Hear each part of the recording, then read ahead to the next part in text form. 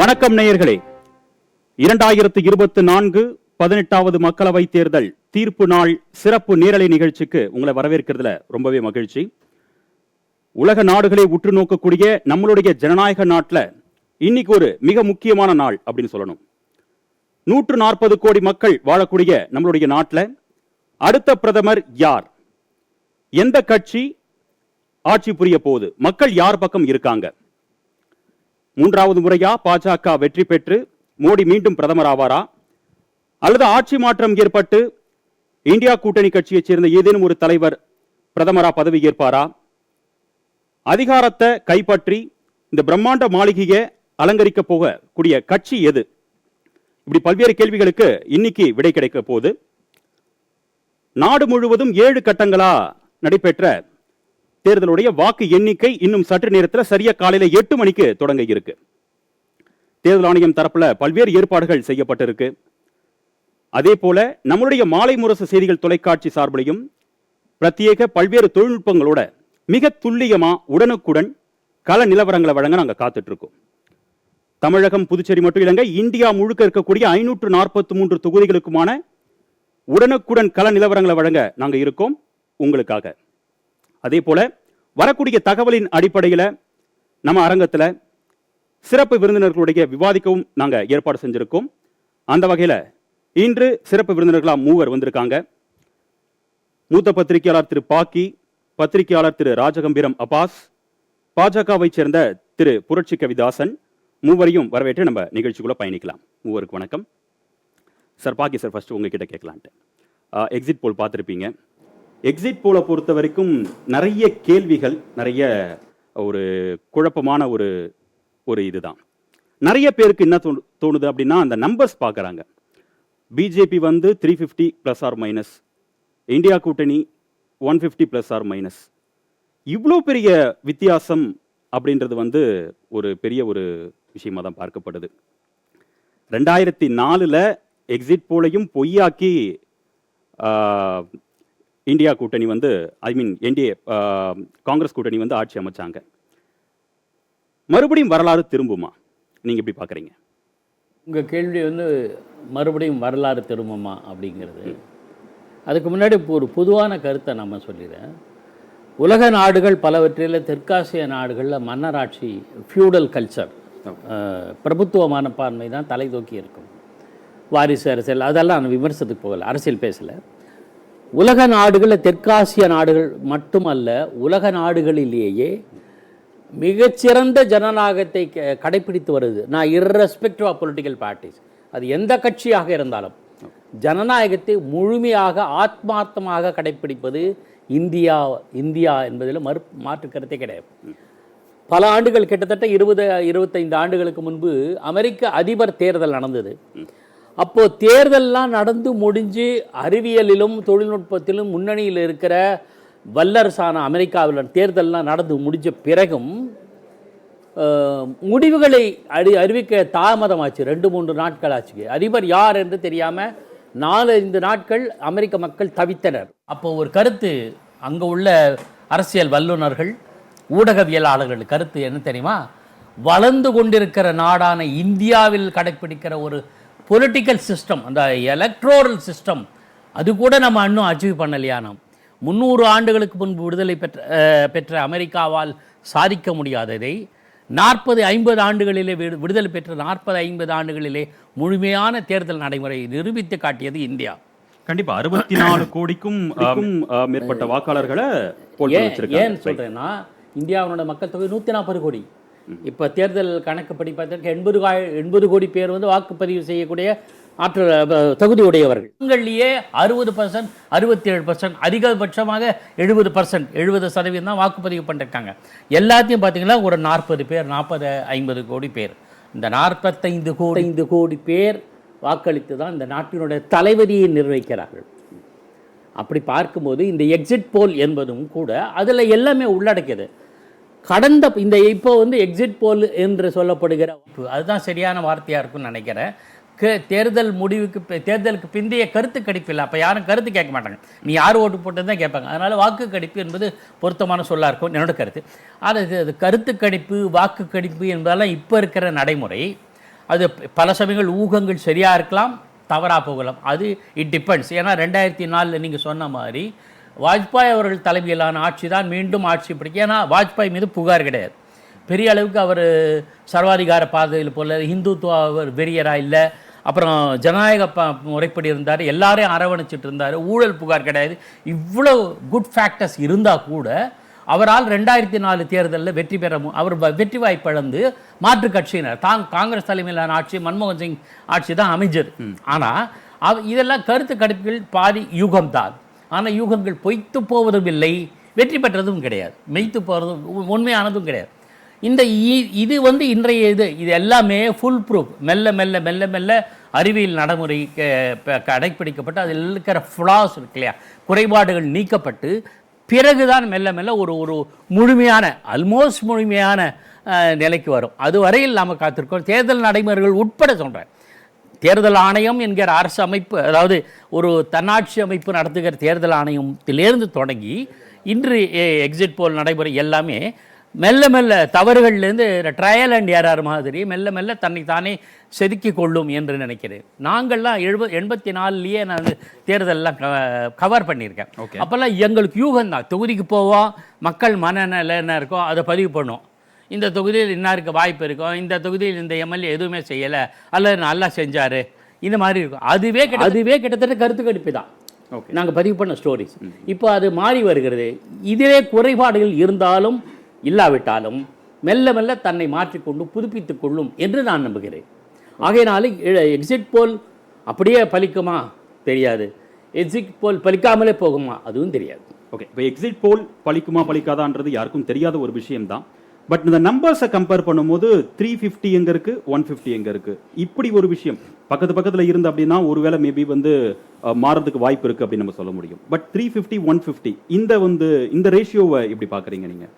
அநேகமாக எல்லா அதாவது இந்த ஆய்வு நடத்தின நிறுவனங்கள் மோஸ்ட்லி ஊடகங்களை விட ஊடகங்கள் டைப் பண்ணுவாங்க ஒரு சில ஆய்வு நிறுவனங்கள் நடத்துகிற மெத்தடாலஜி இருக்கு இல்லையா, எந்த மாதிரியான சாம்பிள் மாதிரிகளை திரட்டுகிறார்கள், எந்த மாதிரியான கேள்விகளை முன்வைத்து வாக்காளரிடம் கேட்கிறார்கள், எந்தெந்த களத்தில் இப்போ ஒரு பர்டிகுலர் கம்யூனிட்டி இருக்கிற இடத்துலையா ஒரே இடத்துல கேட்குறாங்களா இல்லை ரேண்டமாக கேட்குறாங்க அப்படின்னு பல மெத்தடாலஜி இருக்குது. கிட்டத்தட்ட 7 ஃபேக்டர்ஸ் இருக்குது. எக்ஸிட் போல் தகவல் திரட்டுவதற்கு 7 வகையான மேஜர் ஃபேக்டர்ஸ் இருக்குது. அது தவிர சின்ன சின்ன இது இருக்குது. அந்த சயின்டிஃபிக் மெத்தடாலஜி யாரெல்லாம் எப்படியெல்லாம் பயன்படுத்தியிருக்காங்க அப்படிங்கிறதா.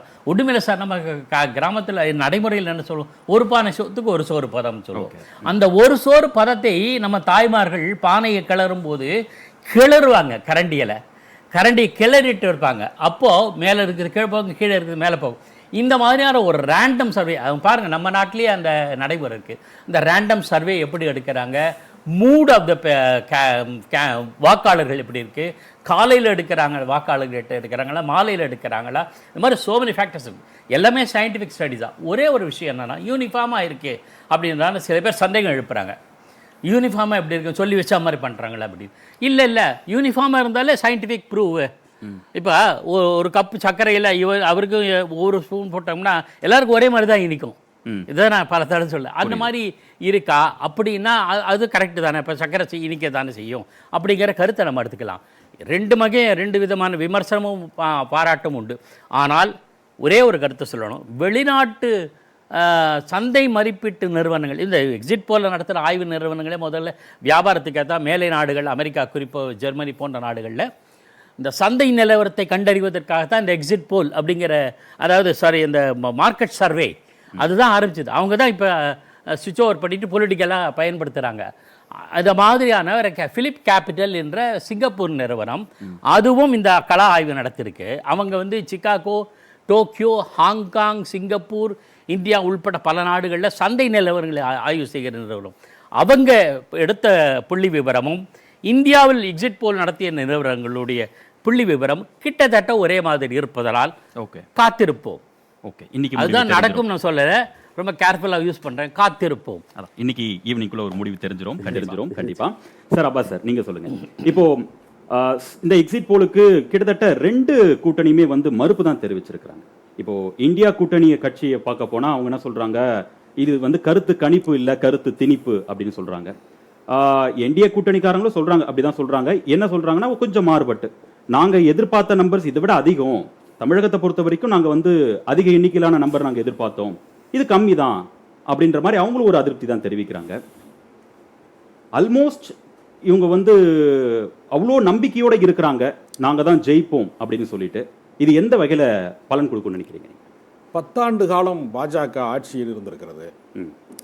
அந்த ஆட்சியிலே அவர்கள் நிர்வாக ரீதியாக அவரது வந்து மக்களுடைய நலன் சார்ந்த திட்டங்களின் வழியாக அவர்கள் வந்து மக்களை திருப்திப்படுத்தியிருக்கிறார்களா? மக்கள் நலன் சார்ந்த திட்டங்களிலே மக்களுக்கு ஒரு நிறைவான ஆட்சி அவர்கள் தந்திருக்கிறார்களா என்கிற கேள்விக்கான விமர்சனமாகத்தான் இந்த தேர்தல் இருக்கிறது. ஜனநாயகத்தினுடைய ஒரு மாபெரும் சிறப்பு என்பது என்னவென்றால், நீங்கள் ஒரு மன்னராட்சியில் இருக்கிற போது ஒரு மாற்று சூழலை உருவாக்கவே முடியாது. ஒருவேளை அது மோசமான ஆட்சியாக இருக்கிறது, சர்வாதிகாரமாக இருக்கிறது என்று சொன்னால் அதற்கான மாற்றத்தை உண்டாக்க முடியாது. ஜனநாயகத்தில் மட்டும்தான் மாற்றத்தை வந்து நம்ம உண்டாக்க முடிகிறது. அதனால இந்த இடத்தை வந்து ஜனநாயகம் என்கிற இடத்தை வந்து வரலாற்றிலே கண்டடைவதற்கு பல நூற்றாண்டுகள் பல பேர் ரத்தம் சிந்தி இருக்கிறார்கள், போர்கள் நடத்தி இருக்கிறார்கள், பல வன்முறைகள் நிகழ்ந்திருக்கிறது, பல படுகொலைகள் நடந்திருக்கிறது. இதில் இருந்துதான் இந்த இடத்திற்கு நாம் வந்து ஜனநாயகத்திற்கு வந்து சேர்ந்திருக்கிறோம். இந்திய நாடாளுமன்ற வரலாற்றை பொறுத்தவரையில் 10 ஆண்டுகளுக்கு மேலாக ஒரு ஆட்சி நீடித்தது என்கிற வரலாறு இது வரைக்கும் வந்து ஜவஹர்லால் நேரு என்கிற ஒருவரை தவிர, அவர் சுதந்திர போராட்ட வீரர், அவருடைய இமேஜுங்கிறது வேற, அவர் விதிவிலக்காக அவரை தவிர வேற யாருடைய ஆட்சியுமே 10 ஆண்டு காலத்தை கடந்து நீடித்தது என்று நடைமுறையில் இல்லை. அதை வந்து அந்த சூழலை வந்து இவர்கள் உருவாக்க முடியுமா என்கிற கேள்விக்கு வந்து பல வினாக்கள் இருக்கிறது. என்ன காரணம்னா, இந்த ஆட்சியில் நிறைய பிரச்சனைகள் நடந்தது. வேலை வாய்ப்பின்மை மாதிரி பிரச்சனைகள், ஜிஎஸ்டி மாதிரி பிரச்சனைகள், டோல்கேட் மாதிரியான இப்போ வரி விதிப்பு பிரச்சனைகளில் நிறைய பிரச்சனைகளில் சாமானிய மக்களினுடைய வாழ்வாதாரத்திற்கு மிகப்பெரிய நெருக்கடியை வந்து 10 ஆண்டு காலத்தில் வந்து நிறைய சந்தித்திருக்கிறார்கள். எனவே வாழ்வாதாரத்தினுடைய அடிப்படையில், வேலைவாய்ப்பு பிரச்சனையினுடைய அடிப்படையில் வாக்களிப்பார்களா மக்கள், அல்லது பெரும்பான்மை மதவாதம் என்பதே போதுமானது அப்படிங்கிறதே வந்து எங்களுக்கு போதும், மோடி வந்து தியானம் பண்ணுறாரு அதுவே வந்து எங்களுக்கு திருப்தியாக இருக்கு, எங்களுக்கு வந்து பசிக்கு வந்து உணவை விட எங்களுக்கு தியானம் போதுமானது. 10 வருஷங்கள்ல மக்கள் நிறைய பிரச்சனைகள் இன்னல்களை சந்திச்சிருந்தாங்க அப்படின்னா அது வந்து எக்ஸிட் போல்ல ஏதோ ஒரு தாக்கத்தை ஏற்படுத்தி இருக்கணுமே. இப்ப பார்த்தா நம்பர்ஸ் பார்த்தா அப்படி தெரியலையே. அப்போ அது இல்ல, எனக்கு நான் அறிந்த வரைக்கும் இந்த ஆட்சியை கடுமையாக ஊடகங்கள் விமர்சிப்பது என்கிற இடத்தை வந்து சோசியல் மீடியா தான் பெரிய அளவில் பண்ணியிருக்கு. சரி, தமிழ்நாட்டு சூழல் என்பது வேறு, தென்னிந்திய சூழல் என்பது வேறு. வட இந்திய ஊடகங்களை பொறுத்தவரையில் பெரும்பாலான ஊடகங்கள் இந்த ஆட்சியை வந்து பெரிய அளவில் விமர்சனமே செய்யல. ஏன்னா பல செய்தி நிறுவனங்களை இவர்கள் வந்து பாஜக வந்து பின்னணியில் இருந்து இயக்குவது மட்டுமல்ல, பல அதிபர்களை அதனுடைய விலைக்கே வாங்கிட்டாங்க. சரி, இப்போ பல கார்ப்பரேட் நிறுவனங்களுக்கான ஆட்சி தான் இது. 16,000 கோடியை வந்து கார்ப்பரேட் நிறுவனங்களுக்கு வந்து இவங்க வந்து தள்ளுபடி செய்த ஆட்சி தான் இது. விவசாயிகளை தெருவில் நிறுத்தி போராட வைத்து விட்டு கார்ப்பரேட் நிறுவனங்களுக்கு 16 லட்சம் கோடியை வந்து தள்ளுபடி செய்த ஒரு ஆட்சி இது. கார்ப்பரேட் நிறுவனங்களுக்கான ஆட்சி தான். காவி என்பது ஒரு முகமூடி தானே தவிர உண்மையிலேயே அது கார்ப்பரேட் ஆட்சி தான். அதனால வெறும் மதவாதத்தை, சாதியவாதத்தை, பிளவுவாதத்தை, வெறுப்பு பிரச்சாரத்தை தான் வந்து பாஜக நம்புகிறது என்று சொல்லுகிற போதே அவர்கள் அடிப்படை பிரச்சனைகளுக்கு முழுமையாக வந்து வெற்றி கொள்வதற்கு தவறிவிட்டார்கள். இந்த ஆட்சி வந்து தோற்று போய்விட்ட ஒரு ஆட்சி தான் என்பதற்கு அடையாளமே அவர்களுடைய தேர்தல் பிரச்சார வியூகமே வந்து முழுக்க வெறுப்பு பிரச்சாரத்தினுடைய அடிப்படையில் தான் இருந்துச்சு. அந்த அடிப்படையில் பார்க்கிற போது நிச்சயமாக ஒரு ஆட்சி மாற்றத்திற்கான அறிகுறி தான் இருக்கிறதே தவிர, இவங்க சொல்ற அந்த கருத்து கணிப்பு நீங்க சொன்னீங்க இல்லையா, அது நம்பகத்தன்மைக்குரியதாக இல்லை. இப்போ உதாரணத்துக்கு 5 மாநில தேர்தலில் வந்து 3 மாநிலங்களில் காங்கிரஸ் தான் வரும்னு அவங்க சொன்னாங்க, அதற்கு நேர்மாறான ரிசல்ட் கிடைச்சிச்சு. அப்ப எல்லா முறையுமே கருத்து கணிப்போ இது போன்ற வந்து ஒரு திட்டமிடலோ வந்து பழிப்பது கிடையாது. ஒரு சில நேரம் உண்மைக்கு மிக அருகில் வரும், சில நேரம் வெகு தூரம் போயிருமே தவிர அது அப்படியே இருக்கும். நிறுவனம் சார்ந்ததாக இருக்கிறது. இது வந்து ஒரு மார்க்கெட்டிங்கா மாறிடுச்சு. முன்னாடி வந்து என்னன்னா, கருத்து கணிப்பு நடத்துகிற அந்த செய்தி நிறுவனத்திற்கு நம்பகத்தன்மை வந்து ஒரு பெரிய பிரச்சனையாக இருந்தது. ஆனா ஆல்மோஸ்ட் எல்லா சேனல்ஸ், எல்லா நிறுவனங்களும் வந்து என்டிஏக்கு சப்போர்ட் பண்ற மாதிரி இருக்கு. அப்ப நீங்க சொல்ற மாதிரி எல்லா சேனல்ஸுமே விலைக்கு வாங்கியிருக்காங்க. ஏறத்தாழ எல்லாவற்றிற்கு பின்னாடியும் அவர்கள் திரைமறைவாக வந்து ஊடகங்களை வந்து தங்கள் பக்கமாக மாற்றிக் கொண்டிருக்கிறார்கள் என்பது ஏற்கனவே உள்ள விமர்சனம் தான். அது புதிய விமர்சனம் அல்ல, அது ஏற்கனவே உள்ளதான். பல பத்திரிகையாளர்கள் உண்மையை பேசியதற்காக பல பத்திரிகையாளர்கள் சிறைக்கும் சென்றிருக்கிறாங்க. அதை நம்ம பார்த்தோம். மனித உரிமை மீறல் நிறைய நடந்திருக்கிறது. இப்ப நீங்க ஒரு உதாரணத்துக்காக சொல்றேன், மணிப்பூர் கலவரத்தை வந்து எந்த ஊடகம் வந்து வெளிப்படையாக வந்து அந்த சோசியல் மீடியாவை கொண்டு வர்றதுக்கு முன்னாடி ஒரு பெண் நிர்வாணப்படுத்தி அழைத்து வரப்பட்ட ஒரு மோசமான காட்சி, காண சகிக்காத அந்த காட்சி சோசியல் மீடியா மூலமாக நமக்கு கிடைச்சு. எந்த இந்திய ஊடகம் அதை முதலில் சொன்னது? இங்கு இவ்வளவு பெரிய ஒரு கலவரம் நடக்கிறது, மனித உரிமை மீறல் நடக்கிறது, அதை கண்டித்து எந்த ஊடகம் பேசியது? இதுல இருந்தே நம்ம புரிந்து கொள்ளலாம். ஊடகம் மொத்தமுமே ஒன்றிய அரசினுடைய கட்டுப்பாட்டிற்கு கீழே அவர்கள் வந்து பாஜகவினுடைய ஒரு ஊதுகுழலாக அவர்கள் மாறிவிட்டார்கள் என்பதற்கான வெளியே தெரியாத வரைக்கும் ஓகே, பட் தெரிஞ்சதுக்கு அப்புறம் அனைத்து ஊடகங்களும் அதை பத்தி பேசணும். வேற வழி இல்லையில. நீங்க வந்து ஒண்ணு நீங்க புடி விட்டுட்டா அப்புறம் நீங்க என்ன செய்ய முடியும்? வேற வழி இல்லாம வாதிச்சாங்களே தவிர, அப்பொழுதும் கூட ஒரு எல்லா விஷயத்திலுமே இப்ப காஷ்மீர்ல வந்து சிறப்பு அதிகாரம் நீக்கப்பட்டது அப்படிங்கிறது ஒரு மாநிலத்தை யூனியன் பிரதேசமாக மாத்துறாங்க. யூனியன் பிரதேசத்தை மாநிலமா மாத்தலாம், ஆனா ஒரு மாநிலத்தை வந்து யூனியன் பிரதேசமா மாத்துறதுங்கிறது மாநில உரிமைக்கு விடப்பட்ட சவால். இதை குறித்து என்ன விவாதம் நடந்திருக்கிறது என்கிற கேள்வி இருக்கிறது. அதனால அமலாக்கத்துறை, வருமான வரித்துறை, ஊடகம் எல்லாவற்றினுடைய ஊடுருவலை நடத்தி இந்த ஆட்சியினுடைய தவறுகளை மறைப்பதற்கு அவர்கள் பல முயற்சி பண்ணியிருக்கிறாங்க. அதனுடைய ஒரு கடைசி வடிவம் தான் இந்த எக்ஸிட் போலுங்கிறதும் அதனுடைய ஒரு தொடர்ச்சி தான் நான் பார்க்குறேன். சரி சார், புரட்சி கவிதாசன் சார், இன்னைக்கு தான் ரிசல்ட் ஸ்டார்ட் பண்ணுறாங்க கவுண்டிங்கை 8 மணிக்கு. நேற்றே வந்து ரோட் ஷோக்கெல்லாம் வந்து அரேஞ்ச்மெண்ட் பண்ணியாச்சு சாயங்காலம் 4 மணிக்கு. அவ்வளோ நம்பிக்கையோடு இருக்கீங்களா? நம்பிக்கை வந்து கூடுனுச்சுன்னா அது பேர் மூட நம்பிக்கை, குறைஞ்சிச்சுன்னா அது பேர் அவநம்பிக்கை, அது நடுநாயகமாக இருந்தால் நம்பிக்கை. பாஜகவுக்கு இருக்கிறது நம்பிக்கை, தன்னம்பிக்கை. ஆமாம், அது கூடுதலும் இல்லாமல் குறைதலும் இல்லாமல் நாங்கள் 400 நோக்கி அப்படிங்கிற எங்களுடைய லட்சிய பயணத்தில் நாங்கள் வந்துட்டு பணியாற்றி அதற்கான பரீட்சை எழுதி மதிப்பெண்ணுக்காக காத்திருக்கிற மாணவர்களாக நாங்கள் இருக்கிறோம். அதில் ஒரு சிறப்பான அம்சம் அப்படின்னா, புதிய நாடாளுமன்ற கட்டிடம், சுதந்திர இந்தியாவுடைய புதிய நாடாளுமன்ற கட்டிடம் கட்டப்பட்டது இந்த ஆட்சியில். அந்த புதிய நாடாளுமன்ற கட்டிடம் உலகமே திரும்பி பார்க்கிற அளவுக்கு ஒரு ஒரு ஒரு உயர்ந்த கலாச்சாரத்தினுடைய குறியுடைய திருவாடுதுறை ஆதீனம் வழங்கிய மவுண்ட் பேட்டன் பிரபுவிடமிருந்து ஜவஹர்லால் நேருவுக்கு வழங்கப்பட்ட அந்த செங்கோலை தமிழ் சான்றோர்கள், ஆன்றோர்கள், மடாதிபதிகள் அவங்க முன்னிலையில் இது வந்து இறைவனின் ஆட்சி அப்படின்னு, மக்களின் ஆட்சி, அது வந்து இறைவனின் ஆட்சி, மக்கள் தீர்ப்பே மகேசன் தீர்ப்பு, அப்போ இறைவனுக்கும் மக்களுக்கும் இடைப்பட்ட ஒரு ஆட்சி அப்படிங்கிறத உலகமே பார்த்து வியக்கிற மாதிரி அந்த செங்கோலை நட்டு வைத்து இந்த புதிய பாராளுமன்ற கட்டிடத்தை இந்திய பாரம்பரிய முறைப்படி சிறப்பாக திறந்து வைத்தோம். அப்ப கட்டியது நாடாளுமன்ற கட்டிடம் கட்டப்பட்டுச்சு. தமிழுக்கு உரிய அங்கீகாரம் கொடுத்தீங்க, செங்கோல். தமிழ் பண்பாடுக்கு உரிய அங்கீகாரம் கொடுத்தீங்க, மடாதிபதிகளை கூப்பிட்டு வச்சு நீங்க வந்து திறந்து வச்சீங்க. பட் குடியரசுத் தலைவருக்கு சரியான ஒரு அங்கீகாரம் கொடுக்கல அப்படின்ற ஒரு விமர்சனமும் இருக்கு.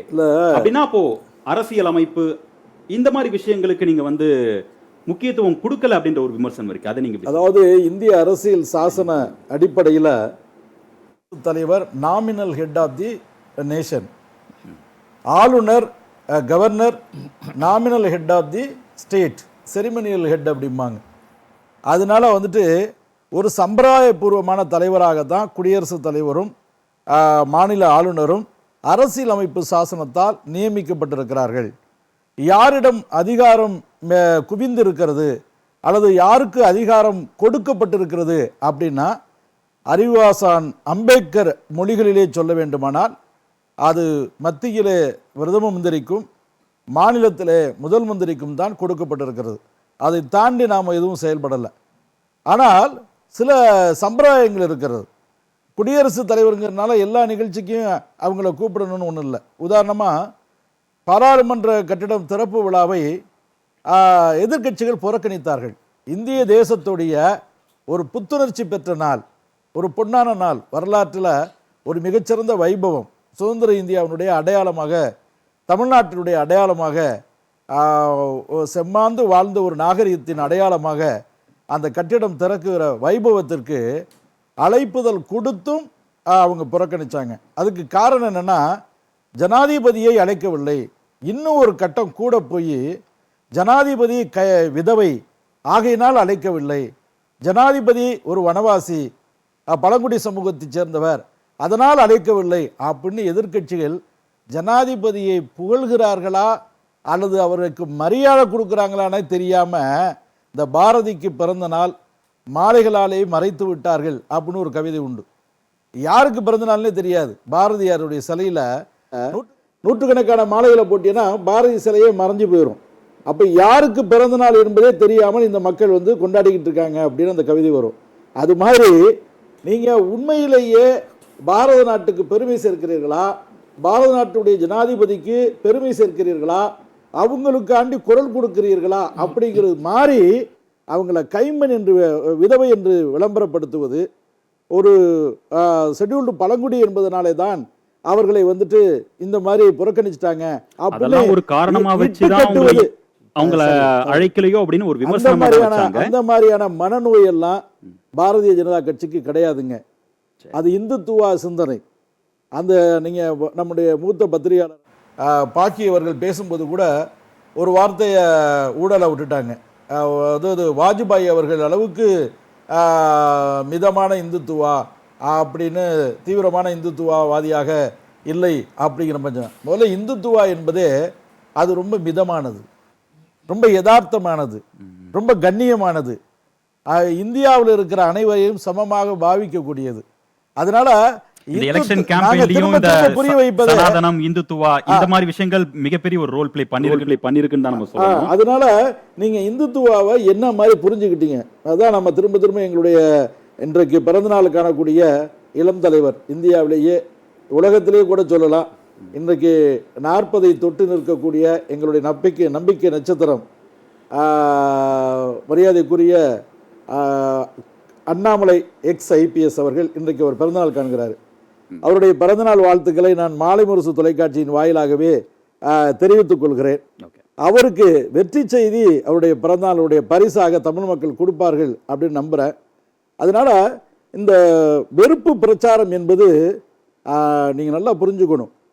ஒவ்வொரு ஆற்றலுக்கும் எதிராற்றல் உண்டு. அதான் முற்பகல் செய்யும் பிற்பகல் நியூட்டன்லாம் சொல்றதுக்கு முன்னாடியே நம்மளால சொல்லிட்டாங்க. அதனால நம்ம தமிழில் இருக்கக்கூடிய அறிவியல் விஞ்ஞானம் உலகத்தில் எங்கேயுமே தேடி பார்த்தாலும் கிடைக்க முடியாது. அதனால நீங்கள் வந்துட்டு இந்த மாதிரி முற்பகல் செய்யும் பிற்பகல் விளையும் அப்படிங்கிறதுனால இது அந்த வெறுப்பு பிரச்சாரத்தை ஆரம்பித்து வைத்தது யார்? நீச்ச ஆத்மி அப்படின்னு இலிபிறவி என்று மோடியை இந்திய அரசியலில் சொன்னது யார்? வேற யாராச்சும்? ஒரு எவ்வளவு உயர்ந்த பீடத்தில் இன்னைக்கு உலகத்தினுடைய நாயகனாக அவர் உருவாகியிருக்கிறார். விமர்சனங்களுக்கு அப்பால இந்தியாவுடைய ஒரு தலைவர் உலகத்தின் தலைவராக உயர்ந்து உலகத்தில் இருக்கக்கூடிய நீக்கு போக்குகளை தீர்மானிக்கக்கூடிய ஒரு சக்தியா அவர் மாறி இருக்கிறார். அப்படின்னா இந்தியா விஸ்வகுரு ஆகியிருக்கு. அப்படின்னா நம்ம கட்சி பேதங்களை கடந்து, மொழி இன வாதங்களை கடந்து நம்ம பாரத தாயினுடைய தவப்புதல்வன் உலகத்தின் நாயகனாக உயர்ந்திருக்கிறான் என்பதை வாழ்த்த வேண்டும். ஆனா இன்னைக்கு கூட ஜெர்மனி வாழ்த்தி இருக்கு, இன்னைக்கு கூட நைஜீரியா வாழ்த்தி இருக்கிறது. இது மாதிரி உலகத்தினுடைய ஆகச்சிறந்த நாடுகள், பெரிய நாடுகள் எல்லாம் மிகச்சிறந்த தேர்தல் ஜனநாயகம் இந்தியாவிலே இருக்கிறது. இவ்வளவு நீண்ட கால தேர்தல் பணியை ஒரு சொட்டு ரத்தம் சிந்தாமல் இந்த யுத்தத்தை, அகிம்சா யுத்தத்தை நடத்தி முடித்திருக்காங்கன்னா அவ்வளோ பேர் பெருமைப்படுறாங்க. பல நாட்டிலிருந்து அப்சர்வர்ஸ் வந்திருந்தாங்க. பல நாட்டு நீங்கள்லாம் சொல்லுற மாதிரி இந்த ஆய்வு நிறுவனங்கள், அதில் சந்தைப்படுத்தக்கூடிய ஆய்வு நிறுவனங்கள் இருந்தது. மக்களுடைய போக்குகளை யதார்த்தமாகவே அனுமானிக்கக்கூடிய ஆய்வு நிறுவனங்களும் இருந்தது. அதனால் இப்படியெல்லாம் அவங்களாம் பார்க்கும்போது இப்போ வந்துட்டு இந்த மோடி எதிர்ப்பு என்பது கடைசியாக எங்கே போணுச்சுன்னா, பிரகாஷ்ராஜ் போன்ற நடிகர்கள் அவன் இவன் என்று பேசுகிற அளவுக்கு மலிந்து போனது என்பது நீங்கள் பார்க்கணும்.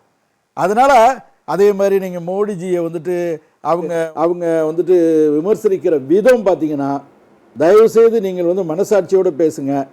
மோடிஜியை வந்துட்டு நேருஜியை விமர்சித்தது மாதிரி அந்த காலத்தில் காங்கிரஸ் கட்சி தலைவராக இருந்த நேருஜியை அன்னைக்கு இருந்த எதிர்கட்சி தலைவர்களாக இருந்த கம்யூனிஸ்ட் கட்சிகள் அல்லது பிற கட்சிகள் விமர்சனம் பண்ணது மாதிரி இன்னைக்கு இருக்கா அப்படின்னா நிச்சயமாக கிடையாது. நான் ஒரு தகவலுக்காண்டி சொல்கிறேன். பெரியார் வந்து கடவுள் மறுப்பு சிந்தனையாளர் என்பது நாடறிந்த உண்மை. ஆனால் பெரியாரை வந்து அவருடைய உற்ற நண்பர் திருவிக அவர்கள் சந்திக்க செல்லும் பொழுது, தமிழ் தென்றல் திருவிக அவர்கள் சந்திக்க செல்லும் போது அவர் வந்துட்டு உபதியை கொடுக்குறார் பிரசாதமாக. அவர் எடுத்து நெற்றியில் இட்டுக்கிறார். அருகில் இருக்கிற எல்லாருமே வந்துட்டு பார்த்து ஆச்சரியப்பட்டு கேட்குறாங்க. அப்போ பெரியார் சொன்னார், நான் கடவுளை தான் மறுக்கிறேன், நான் நட்பை மதிக்கிறேன், எனக்கு உற்ற நண்பர் அவர் அன்பாக கொடுக்கறத நான் அவமதிக்க முடியாது, அவருடைய நன்மதிப்பை அவருடைய நம்பிக்கையை பெறுவதற்காக நான் இட்டுக்கொள்கிறேன் அப்படின்னு சொன்னார். அவர் அதில் உண்மையாக இருந்தாரா பொய்யா இருந்தாரா வேறு. அதே மாதிரி அண்ணாவுக்கும் பெரியாருக்கும் நடந்த சண்டைகள், எம்ஜிஆருக்கும் கருணாநிதி அவர்களுக்கும் நடந்த சண்டைகள், இதுலெல்லாம் வந்துட்டு நிறைய மலிவான பிரச்சாரமெல்லாம் இருந்தது. தனிப்பட்ட முறையில் நட்பு அப்படின்றது வேற, அரசியல் பொது வாழ்க்கை அப்படின்னு வரும்போது விமர்சனங்கள் அப்படின்றது எல்லா தலைவர்களும் வச்ச ஒரு விஷயம் தான். இன்னைக்கு இப்ப நீங்க சொல்ற மாதிரி இப்ப இந்தியா கூட்டணி எலெக்ஷன் வரும்போது நிறைய விமர்சனங்கள், நிறைய கருத்துக்கள், முரண்கள் இதெல்லாம் இருக்கதானே செய்யுது. அதை வச்சு நம்ம வந்து ஒருத்தவங்களை தனிப்பட்ட முறையில் நம்ம முரண்பாடு என்பது கருத்தியலா இருக்கணுமே ஒழிய, அதாவது எதிரா இருக்கலாம், எதிரியா இருக்கக்கூடாது. அது கருத்துக்கு பதில் கருத்தாக தான் இருக்கணும், கருத்துக்கு பதில் அசிங்கமா இருக்கக்கூடாது. அதுதான் நான் திரும்ப சொல்றோம். என்னுடைய எதிரியாக இருந்தாலும் கூட அவனை கௌரவமா நடத்தணும். பேசலாம் சார். தீர்ப்பு நாள் சிறப்பு நேரலை நிகழ்ச்சிக்கு உங்களை மீண்டும் வரவேற்கிறோம். நம்ம தொடர்ந்து பேசலாம் சார். சார் பாக்கி சார், ஆல் ஓவர் இந்தியா விட்டுருக்கு. இப்ப தமிழகத்தை பொறுத்த வரைக்கும் பாஜகவுடைய பலம் கொஞ்சம் கூடி இருக்கு அப்படின்னு சொல்லிட்டு சில கருத்து கணிப்புகள் சொல்றாங்க. எக்ஸிட் போல பார்க்க போனா மெஜாரிட்டியா ஒரு 5 இடங்களை பிடிக்கிறதுக்கு வாய்ப்பு இருக்கு அப்படின்னு சொல்றாங்க. இதை நம்ம எப்படி பார்க்கலாம்? அதுவும் குறிப்பா சொல்ல போனா சில இடங்கள்ல அதிமுகவை பீட் பண்றதுக்கு வாய்ப்புகள் இருக்கு அப்படின்ற ஒரு தகவல் வருது. அதாவது அதுக்கு 2 காரணத்தை நான் முதல்ல சொல்ல விரும்புகிறேன். முதல் முறையாக ஒரு தேசிய கட்சி தனித்து, அதாவது அவங்க தலைமையில் கூட்டணி இல்லைன்னு சொல்லலை, அதாவது ஒரு தேசிய கட்சி திராவிட கட்சியினுடைய தலைமையில் இடம்பெறாமல் தன்னுடைய தலைமையில் பல கட்சிகளை அல்லது ஓரிரு கட்சிகளை இணைத்து கூட்டணியாக களம் காண்பது முதல் முறை. இதுதான் பெருந்தலைவர் காமராஜர் காலத்துக்கு பிறகு 71க்கு பிறகு இதுதான். 2வது, கடந்த காலங்களில் வந்து தேசிய கட்சிகளினுடைய களப்பணியை விட, நான் எந்த கட்சியின் பேரை சொல்லலை, எல்லா தேசிய கட்சிகளும் களப்பணி ஆற்றியதை விட இந்த முறை கட்சியினுடைய தலைவர் இன்றைக்கு பிறந்தநாள் கொண்டாடும் அண்ணாமலை இவருடைய பர்ஃபார்மன்ஸை வந்து நான் நிச்சயமாக பாராட்டுகிறேன். நம்மளோட சித்தாந்தம் ஒற்றுமை அதை ஏற்கிறோமா இல்லையா, நான் அந்த பிரச்சனைக்கு போகவில்லை. களப்பணியை ஆற்றியதில் அவர் தீவிரமாக திறம்பட செயல்பட்டிருக்கிறார். இதற்கு முன்பிருந்த தலைவர்கள் நல்ல எல்லாராலும் மதிக்கப்பட்ட தலைவர்களாக இருக்காங்க, இல்லைன்னு சொல்லலை. ஆனால் அவர்களை விட இன்னும் சொல்லப்போனால் கடந்த முறை தலைவர்களாக இருந்தவர்களாம் ஆர்எஸ்எஸ் பின்னணியிலே வந்த தலைவர்கள் நிறைய பேர் இருக்காங்க. ஆர்எஸ்எஸ் இயக்கம் என்பது களப்பணி ஆற்றுகிற ஒரு இயக்கம், அதில் மாற்றுக்கிறது கிடையாது. அந்த களப்பணி ஆற்றுகிற இயக்கத்திலிருந்து வந்தவர்கள் ஆற்றிய களப்பணியை விட பாரதிய ஜனதா கட்சியில் தமிழ்நாட்டு பாஜகவை பொறுத்தவரையில் அண்ணாமலை ஒரு பொறுப்பேற்ற பிறகு ஆற்றிய களப்பணியை வந்து அதே சமயத்தில் பிற கட்சி தலைவர்கள் அதிகமாக தாக்கி பேசினாரு அப்படின்ற ஒரு விஷயமும் ஒரு விமர்சனம். அந்த அரசியல் நான் போகலை. அரசியல் தாக்குதல், ஒருத்தர் அவரை திட்டுறார், அவரை விமர்சிக்கிறார், அதெல்லாம் நான் போகலை. நான் கிரவுண்ட் லெவல் ரியாலிட்டியை சொல்கிறேன். திராவிட முன்னேற்ற கழகத்தில் அந்த கள்ளப்பணியை நான் பார்க்கிறேன். இப்போ நேற்று அல்ல, அவங்க எம்ஜிஆர் காலத்தில் தொடர்ந்து வெற்றி வாய்ப்பை இழந்த காலத்திலேயும் கலைஞர் கருணாநிதியின் அசராத உழைப்பு இருக்குல்ல, அந்த மகத்தான உழைப்பு, அவருக்கு நேற்றைய 100ஆண்டு கொண்டாடினோம், அவருடைய மகத்தான உழைப்புக்கு ஈடாக ஒருத்தர் சொல்லவே மாட்டேன் நான் நிச்சயமாக. அந்த அளவை எட்டாவிட்டாலும் கூட களப்பணியாற்றுவதிலே தமிழ்நாட்டை பொறுத்தவரை அண்ணாமலை, தேசிய கட்சியினுடைய தலைவர் அண்ணாமலையை பாராட்டுகிறோம். அது ஒரு குறுகிய காலத்திலேயே அந்த ஒரு பேர் வாங்கிட்டார் அப்படின்றது அது நிச்சயமாக அது ஃபேக்டர். அது வந்து பலன் இல்லாமல் போகாது. இது 2வது. 3வது, நீங்கள் இம்ப்ரூவ்மெண்ட் அப்படின்னா தமிழ்நாட்டில் எந்த ஆட்சியும் தம்பி ராஜகம்பீரன் சரியாக சொன்னார், 10 ஆண்டுகள் இருந்தால் எல்லா கட்சி மேலும் ஒரு அலுப்பு ஏற்படும். அதாவது ஆன்டி இன்கம்பன்சி என்று சொல்லலை. 3வது ஃபேக்டர் எப்படின்னா, இந்த பாஜக பர்சன்டேஜ் இம்ப்ரூவ் ஆனதுக்கு 3வது காரணி அல்லது கூறு எதுவென்றால், ஆட்சியாளர் ஒரு கட்சி 10 ஆண்டுகள் இருந்தால் அவங்க மேலே ஆதங்கம், கோபம், அதிருப்தி மட்டும் வரும்னு சொல்ல முடியாது, ஒரு அலுப்பு கூட ஏற்படும். ஒரு நாளைக்கு போட்ட சட்டை கூட மறுநாள் கட்டி மாற்றிடுறோம்ல, அந்த மாதிரி இயல்பு 10 ஆண்டுகள் இருந்தால், அது மத்திய ஆட்சியோ மாநில ஆட்சியோ எதுவாக இருந்தால் ஒரு சேஞ்ச் வேணும் அப்படின்னு நினைக்கிறேன். அதுதான் இப்போ ஆந்திராவில் நடக்க போகுதுன்னு சொல்கிறாங்க. அந்த அதிருப்தி, திராவிட முன்னேற்ற கழக ஆட்சி மீதான ஒரு அதிருப்தி இருக்குல்ல, அல்லது ஆதங்கம், அல்லது எப்படி எந்த வார்த்தை ஒன்றா பயன்படுத்திக்கலாம், அலுப்புன்னு கூட எடுத்துக்கலாம், நமக்கு தெரியாது. அதை மாற்றுத்தரப்பினர் பயன்படுத்தி கொள்ள வேண்டும், அறுவடை செய்ய வேண்டும்னு சொல்லுவாங்க இல்லையா, அந்த மாதிரி. அது இங்கே களத்தில் அதிமுக அந்த அளவுக்கு உத்வேகமாக செயல்படலை. அது நிச்சயம் அதிமுக செய்ய முடியும், செய்திருக்கலாம், திராவிட கட்சி தான். ஆனால் அந்த வேகம் காட்டலை. எம்ஜிஆர் காலத்திலையோ அல்லது ஜெயலலிதா அம்மையார் காலத்திலையோ காட்டிய வேகத்தை காட்டலை. அதை பயன்படுத்தி கொண்டது பாஜக. சென்ட்ரல்ல எந்த கட்சி கூடயும் கூட்டணி வைக்காதது பாஜகவுக்கு ஒரு பிளஸ். இல்ல நான் அந்த பாக்ட் சொல்லல. திமுக மீதான அதிருப்தியை சரிவர பயன்படுத்தி கொள்ளவில்லை.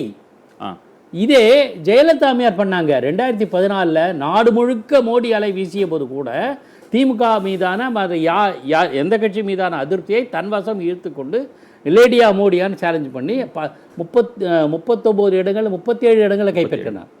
ஸோ அந்த அதிருப்தியை தன்வசம் ஈர்ப்பு இருக்கிற ஆற்றல் எம்ஜிஆர் இருக்கிறது, ஜெயலலிதா அம்மையார் இருக்கிறது, கலைஞர் கருணாநிதி கூட இருந்தது. 96 அவர் நிரூபித்து காட்டினார். அந்த செயல்பாட்டை அதிமுக செய்ய தவறிவிட்டது. இயல்பை நான் இருக்கிறத சொல்லிடுறேன், குறையலை. அவங்க நாளைக்கு இம்ப்ரூவ் பண்ணுறாங்கன்னு தெரியாது. ஆனால் அதை சரியாக பயன்படுத்தியவர் அண்ணாமலை. ஆகையினால தமிழ்நாட்டில் பாஜகவோட பர்சன்டேஜ் ஏதேனும் அதிகரித்தால், பதிவான வாக்குகளின் சதவீதம் அதிகரித்தால், அதற்கு காரணம் இந்த 3 காரணிகள் தான் என்று நான் கூறுகிறேன். சரி, ஒருவேளை அந்த எக்ஸிட் போல்ல சொல்ற மாதிரி ஒரு 5 தொகுதிகள் வரையும் கைப்பற்றதுக்கு வாய்ப்பு இருக்கு அப்படின்னா நீங்க எந்தெந்த தொகுதிகள் சாத்தியம்னு நினைக்கிறீங்க?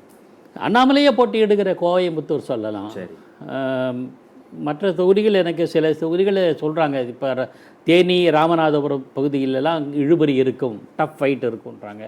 நீலகிரி கூட சொல்கிறாங்க. பட் நீலகிரியில் எப்படி வரும்னு தெரியல. 3வது அதிமுக அவனுடைய சபாநாயகர் இருந்தவருடைய மகன் போட்டியிடுகிறார்.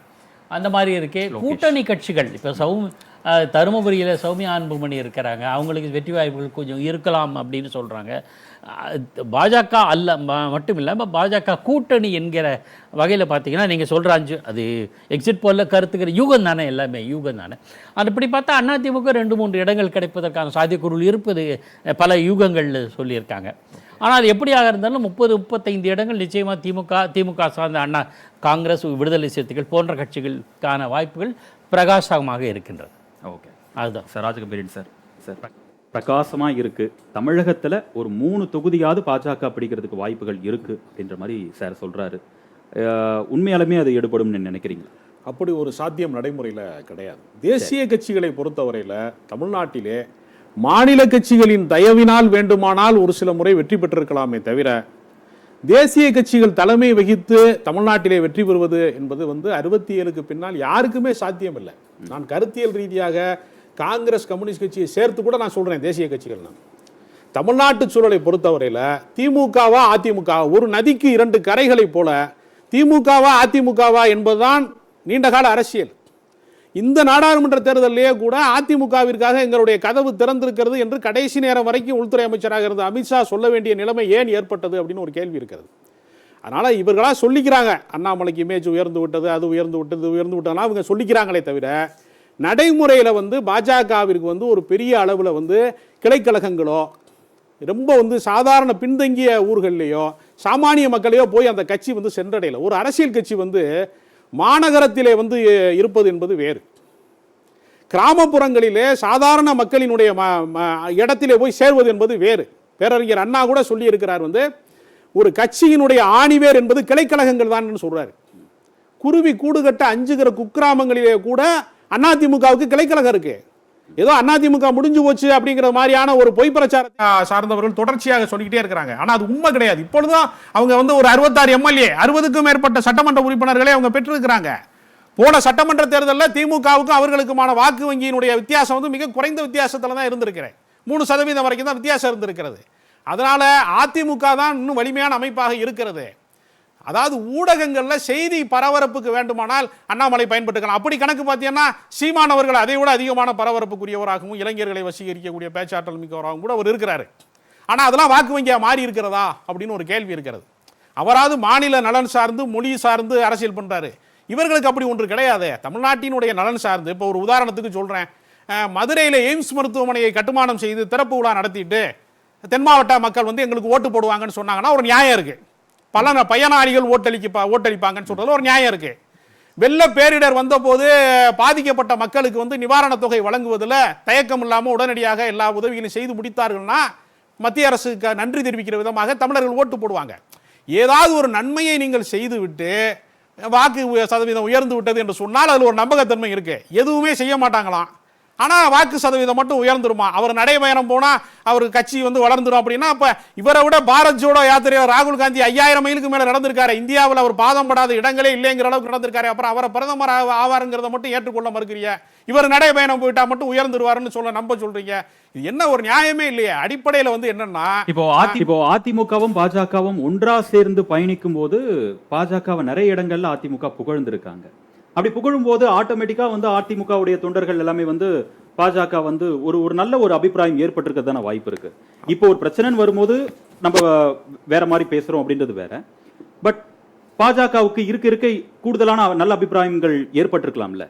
அதோடைய தாக்கமா கூட இந்த ஒரு முடிவு இருக்கலாம்ல. அது அரசியல்ல வந்து நட்பு முரண் பகை முரண்னு சொல்லுவாங்க. பூனை தன்னுடைய குட்டியை கவுவது அப்படிங்கிறது நட்பு முரண், பூனை எலியை கவுவதுங்கிறது பகை முரண். பாஜகவுக்கும் அதிமுகவுக்குமான உறவு எப்படி இருந்துச்சுன்னா நட்பு முரணாக இருந்தது மாதிரி தோற்றம் வெளியே சொல்லிக்கிட்டாலும் உள்ளுக்குள்ள அவர்கள் வந்து அமலாக்கத்துறை அனுப்பி விடுவார்களோ, வருமான வரித்துறை அனுப்பி விடுவார்களோ, இந்த அரசாங்கத்தை கவிழ்த்து விடுவார்களோ, இந்த கட்சியை உடைத்து விடுவார்களோ என்கிற பதட்டத்திலே தான் இந்த கூட்டணி தொடர்ந்தது. எல்லாருக்குமே தெரியும்.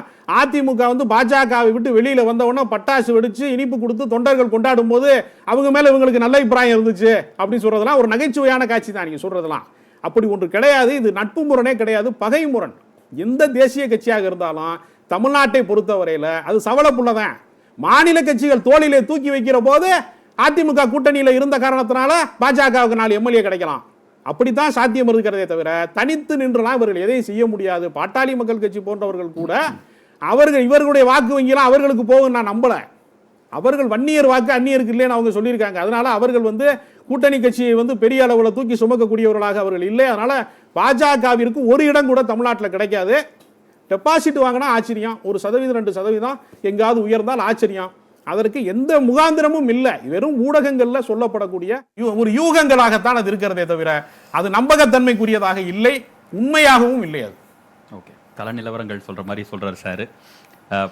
பாஜகவுக்கு தமிழகத்துல இடம் இல்லை, ஒரு தொகுதி கூட கைப்பற்றதுக்கு வாய்ப்பே இல்லை அப்படின்ற மாதிரி சொல்றாரு. நீங்க ஏற்கனவே அது அசாத்திய ஒரு நம்பிக்கை வச்சிருக்கிறனால கேட்குறேன், எத்தனை தொகுதிகள் கைப்பற்றதுக்கு வாய்ப்பு இருக்கு? அதாவது மரியாதைக்குரிய சகோதரர் ராஜகம்பீரன் இப்போ கொஞ்ச நேரத்துக்கு முன்னாடி பேசிக்கிட்டு இருக்கையில் அவர் ஒரு கவிஞர் அப்படின்னு தெரிஞ்சுக்கிட்டேன். ஓகே, கவிஞர்னாவே கவிதைக்கு பொய்யழகும்பாங்க. அதனால கவிதாசனும் கவிதையிலிருந்து வந்தவர் தான். அவர் அதை மறைத்து விட்டு சூசகமா ஏன் பக்கம் பந்த தள்ளி ஏற்றுக்கொள்ளல. இவர் என்கிட்ட வந்து கதையெல்லாம் விட முடியாது. அவருக்கு பேர் ஏன் புரட்சி கவிதாசன் வச்சிருக்காரு? அது போல அதை சொல்லிட்டு தான். ஏன்னா அவர் தான் கவிதை ஆரம்பிச்சு விட்டாரு. பாரதியாருக்கு மாலையை போட்டு மறைச்சிட்டாங்கன்னு கவிதையை ஆரம்பிச்சு விட்டவரே அவர் தான். அதனால அவர் வந்து கவிஞரை குறித்த விமர்சனத்தை நான் ஏற்க மாட்டேன். இது அரசியலுக்கு அப்பாற்பட்டது, மொழி சார்ந்தது. அதனால அழகான பொய் சொல்ல தெரிந்த அவருக்கு என்னுடைய நன்றி, வாழ்த்துக்கள். இது மரியாதைக்குரிய பாரதிய ஜனதா கட்சியுடைய மாநில தலைவர் அண்ணாமலை ex-IPS அவர்களை பொறுத்து நாங்கள் கூட்டி குறைச்செல்லாம் சொல்லலைங்க. எங்களுக்கு ஒரு நியாயமான பார்வை உண்டு. அவர் அண்ணன் சொன்னது மாதிரி 30 ஆண்டு காலம் அதாவது கால்படாத மண்ணே தமிழ்நாட்டில் இருக்க முடியாது அப்படிங்கிற அளவுக்கு நாங்கள் பாதங்களால் பயணித்தவர்கள்.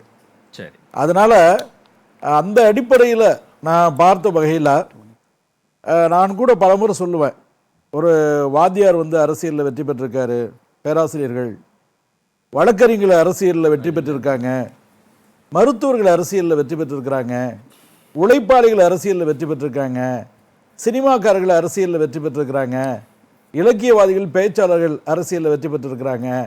ஆனால் இதுவரைக்கும் ஒரு காவல்துறையிலிருந்து ஒருவர் வெற்றி பெற்றதாக வரலாறு இல்லை. காரணம் வந்துட்டு காவல்துறை அப்படின்னாவே அவங்கள வந்துட்டு அவங்களுடைய ட்ரைனிங் வந்துட்டு மக்கள்கிட்ட இருந்து அந்நியப்படுத்துகிறோம் அப்படின்னெல்லாம் ஒரு மித்து இருந்தது. ஒரு பொய்யான ஒரு பிம்பம் இருந்தது. முதல்ல இதுதான்டா போலீஸ் அப்படின்னு அந்த பொய்யை உடைத்து போட்ட மெய்யநாதன் எங்களுடைய மாநில தலைவர் அண்ணாமலை அவர்கள். ஒரு காவல்துறைக்கே ஒரு களங்கம். காவல்துறையை அரசியல் பண்ண முடியாது அப்படின்னு சொல்லிட்டு எல்லாரும் காவல்துறையை பயன்படுத்திக்குவோம், காவல்துறையை நிழலில் இளைப்பாருவோம், அவங்க அங்கொன்றும் இங்கொன்றுமா ஏதாச்சும் தவறு செஞ்சானா அதை பூதகாரப்படுத்தி சினிமாவில் கேலி போடலாம், போகிற போக்கில் பார்த்தீங்கன்னா குற்றம் சொல்கிறது அப்படின்ட்டு பார்த்தீங்கன்னா கடைசியாக யூனிஃபார்ம் ரவுடிகள்னு சொல்கிற அளவுக்கெல்லாம் போணுச்சு.